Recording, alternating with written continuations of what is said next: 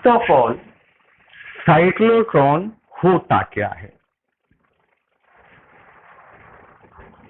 आपने एक एक्सपेरिमेंट देखा होगा कि बहुत सारे अल्फा पार्टिकल्स हैं, केमिस्ट्री में होता है, तेजी से गए जाके गोल्ड फॉइल के न्यूक्लियस पे अटैक किया, एटम पे।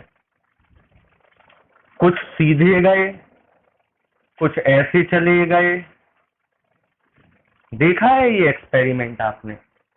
रदरफोर्ड गोल्ड फॉइल एक्सपेरिमेंट सभी ने देखा है। बहुत बढ़िया, सभी होशियार लोग हैं बेटा। इस एक्सपेरिमेंट में जो अल्फा पार्टिकल हैं ये हाईली एनर्जेटिक होते हैं, मतलब इनमें बहुत ज्यादा वेलोसिटी होती है, जबकि प्रैक्टिकली अल्फा पार्टिकल बहुत कम एनर्जेटिक होते हैं, बहुत स्लो चलते हैं। तो सवाल उठता है ये हाईली एनर्जेटिक कैसे हो गए?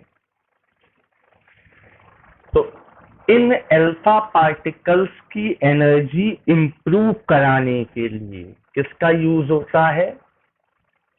साइक्लोट्रॉन का। जो साइक्लोट्रॉन आज हम सीखेंगे, it is a device to increase the energy of positively charge particle. ठीक है,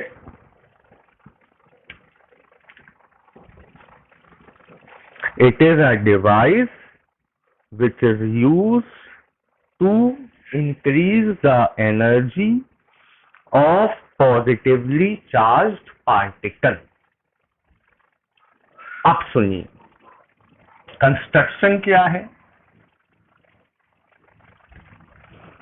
इसमें सबसे पहले होते हैं मेटल के दो हॉलो डीज। ये जो शेप है इसे कहते हैं डीज। मेटल का बना होता है, अंदर से पूरा हॉलो होता है, एक कवर, दूसरा कवर और अंदर पूरा हॉलो।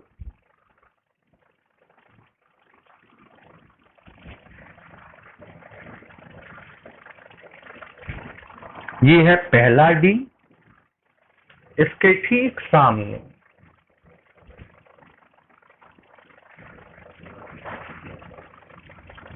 ये होता है सेकेंड डी।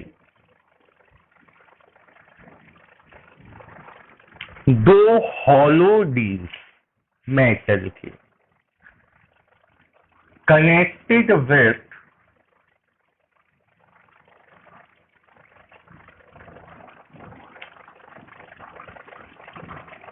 AC supply.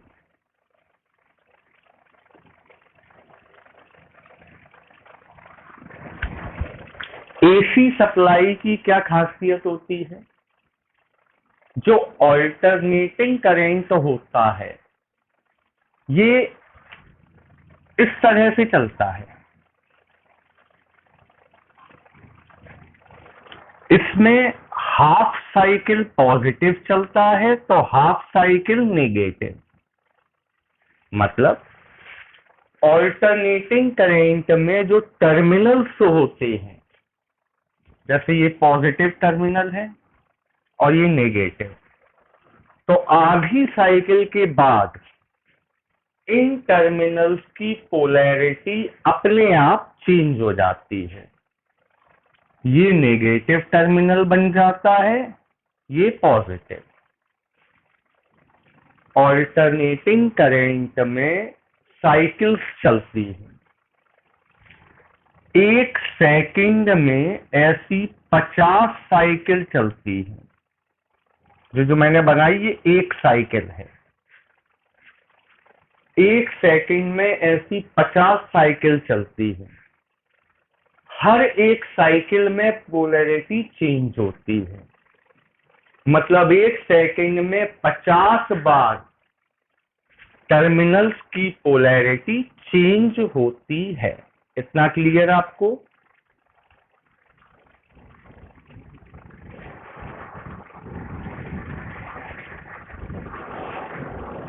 एक बार फिर से सुन लीजिए।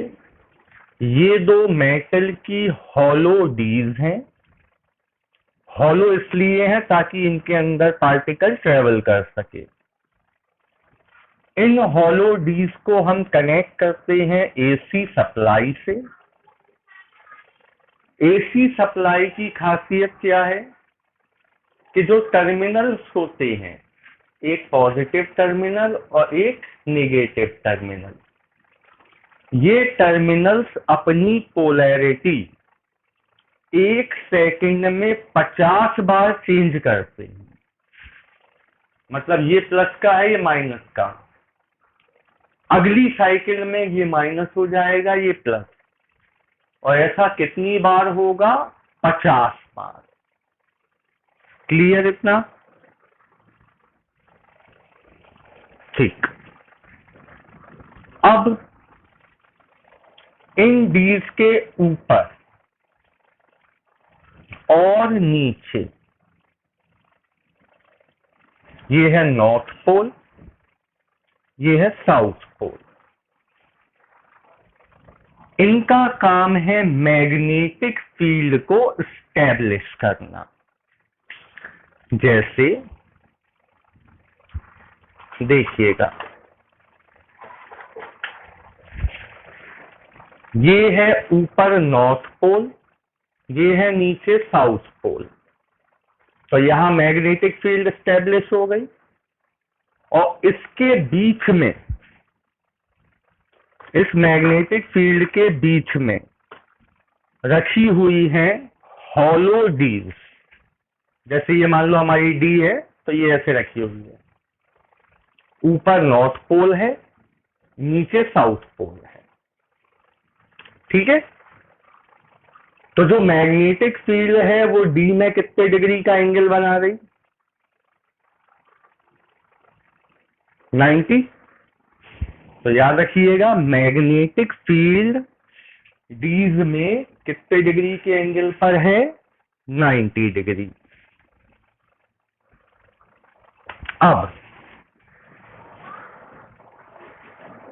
अब यहां रखा हमने एक अल्फा पार्टिकल। ध्यान से सुनिएगा।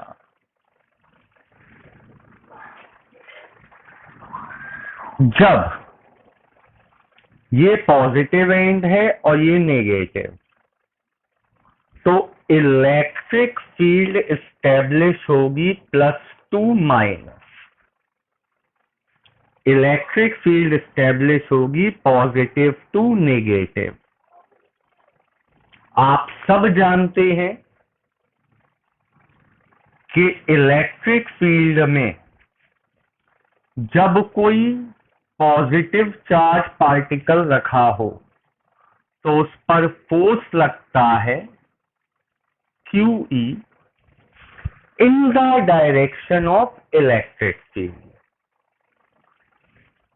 तो ये जो हमारा अल्फा पार्टिकल रखा है, इस पर फोर्स लगेगा in the direction of electric field. तो अगर इसका नाम रखूं मैं D1 और इसका D2, तो पार्टिकल कहां एंटर हो जाएगा? D2 में। Is it clear?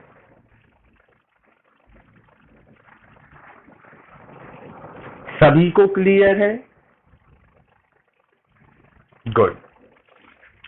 फोर्स लगा F = QE, पार्टिकल एंटर हो गया D2 में। अब जैसे ही D2 में आएगा, मैग्नेटिक फील्ड फोर्स लगाएगी QVB sin 90, यानी कि QVB लगाएगी। नॉर्थ पोल से साउथ पोल की साइड 90 डिग्री पर क्या था? Magnetic field. जैसे ही डी के अंदर आएगा, मैग्नेटिक फील्ड फोर्स लगाएगी, वेलोसिटी और मैग्नेटिक फील्ड के बीच में एंगल 90 रहेगा क्योंकि डी 90 डिग्री पे थी, तो फोर्स लगेगा क्यू वी बी। इतना समझ में आया?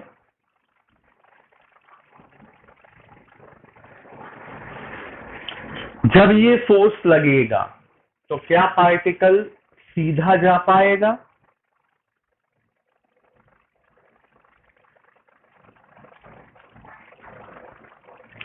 आप सब जानते हैं कि जब 90 डिग्री से पार्टिकल एंटर होता है तो उसका पाथ सर्कुलर हो जाता है, तो पार्टिकल सीधा ना जाकर ऐसे जाएगा। ठीक है, I repeat, positive to negative D1 to D2 क्या स्टैब्लिश हुई? Electric field. इलेक्ट्रिक फील्ड ने पार्टिकल पर फोर्स लगाया, due to this force QE particle enters in D2. As the particle enters in D2, magnetic force F equal QVB applied. Due to this, particle moves in a circular path. इतना clear?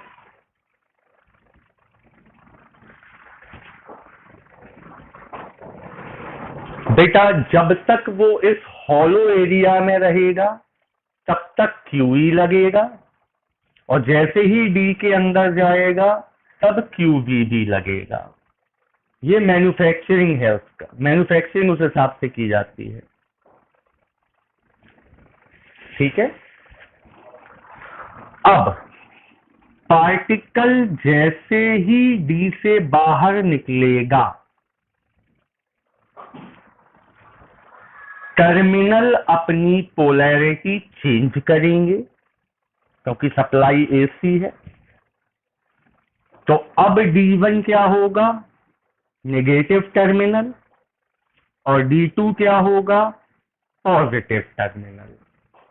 ठीक है, तो electric field establish होगी positive to negative, particle पर force लगेगा positive to negative, तो particle enter हो जाएगा D1 में। आई रिपीट, जैसे ही D2 से पार्टिकल बाहर निकलेगा, polarity of the terminal will change. Now the electric field will establish from D2 to D1 and particle will enter in D1.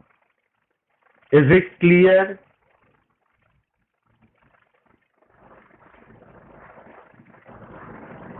हाँ बेटा, अभी हम आ रहे और मुद्दे पे आ रहे। अभी तो हम आपको केवल वर्किंग थोड़ी सी समझाई हमने। इज इट क्लियर कि ये D1 में एंटर हो जाएगा?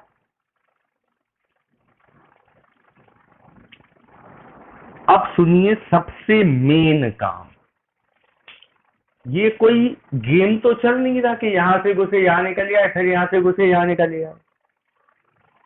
इस प्रोसेस में ये जो फोर्स लग रहा है F इक्वल QE, हम सब जानते हैं कि इस फोर्स की वजह से डेवलप होता है एक्सेलरेशन F अपॉन M, मतलब QE अपॉन M। तो जितनी बार पार्टिकल इलेक्ट्रिक फील्ड में आएगा, it will gain velocity या it will accelerate due to F equal QE। तो जैसे ही पार्टिकल इलेक्ट्रिक फील्ड में आएगा, it will accelerate।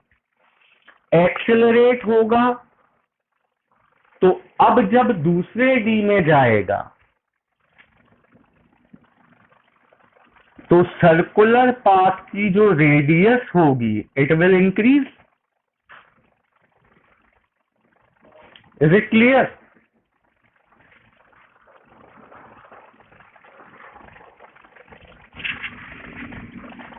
Yes or no?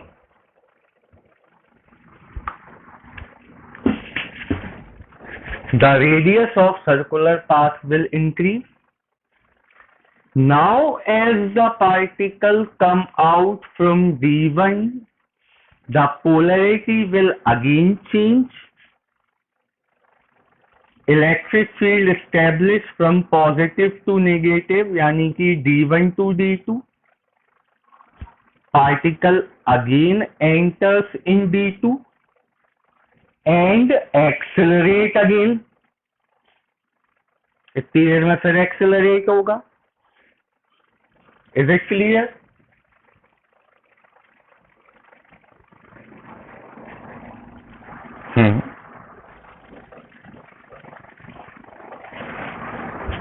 Radius का फॉर्मूला mv बाय qb. जब एक्सेलरेट होगा तो वेलोसिटी गेन करेगा, तो रेडियस इंक्रीज हो जाएगी.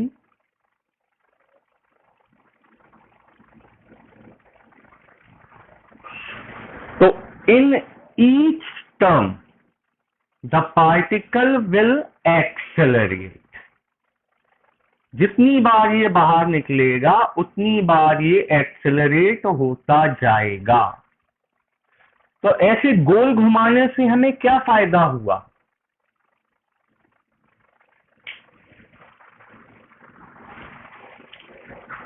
सर्कुलर पाथ में घूमने की वजह से पार्टिकल को इनफ टाइम मिल गया एक्सेलरेट होने का.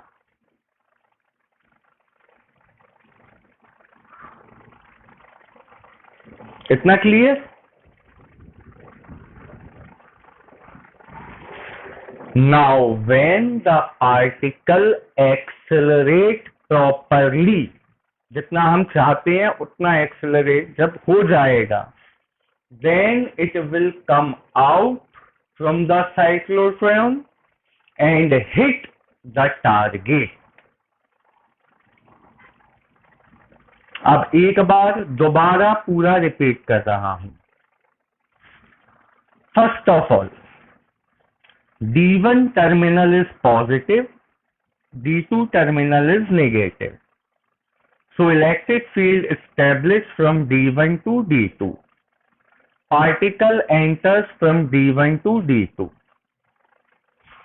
When particle enters in D2, force QVB applied on it. Due to this, it makes its path circular. As the particle comes out from D2, it accelerates due to this force, and the polarity of D1 and D2 will change. So the particle enter in D1. Now it will make circular path of big radius because it is accelerate. As the particle comes out from D1 to D2, again it accelerates and the again polarity will change. It will enter in D2 and make a big circle. In each round, the acceleration of the particle increases continuously and finally it will hit the target with maximum acceleration. Clear इतना?